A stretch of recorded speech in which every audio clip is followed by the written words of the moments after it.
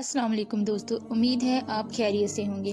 آج ہم بات کریں گے کہ سورج گرہن یا چاند گرہن میں ہمارے پیارے نبی حضرت محمد صلی اللہ علیہ وسلم کا کیا عمل ہوتا تھا۔ ہمارے پیارے نبی حضرت محمد صلی اللہ علیہ وسلم کے زمانے میں سورج گرہن ہو گیا۔ صحابہ کو فکر ہوئی کہ اس موقع پر حضور پاک صلی اللہ علیہ وآلہ وسلم کیا عمل فرمائیں گے، کیا کریں گے، اس کی تحقیق کی جائے۔ جو حضرات اپنے اپنے کام میں مشغول تھے چھوڑ کر دوڑے ہوئے آئے۔ 9 مرد لڑکے جو تیر اندازی کی مشق کر رہے تھے ان کو چھوڑ کر لپکے ہوئے آئے تاکہ یہ دیکھیں کہ حضور صلی اللہ علیہ وآلہ وسلم اس وقت کیا کریں گے۔ نبی کریم صلی اللہ علیہ وآلہ وسلم نے 2 رکعت کی کسوف کی نماز پڑھی جو اتنی لمبی تھی کہ لوگ گوشت کھا کر گرنے لگے۔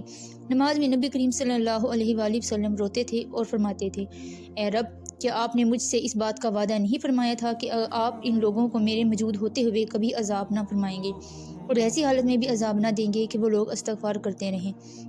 پھر حضور پاک صلی اللہ علیہ وآلہ وسلم نے لوگوں